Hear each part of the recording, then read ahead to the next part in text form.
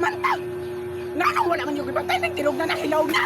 Ma. Wala na pagkuhan ko ano dira sa kwarto, pagpundok-pundok. Unsaon pa nahilaw na. Totoo naman, tumako man ito gibantayan kay na.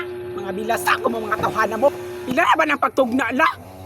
Pagtugna naman unta pa mabantayan. Kay na, ma. Mga og ko tani speaking karon. Nga to ko naluto.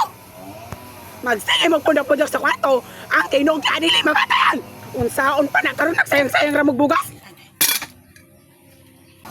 Dalaga naman unta mo anong di mo ka ba na magtugna? Silupin, ma, para maluto. Wala na bagod tayo bugas karon. Kanang inyo ang uwag gud inyong iniisip ba?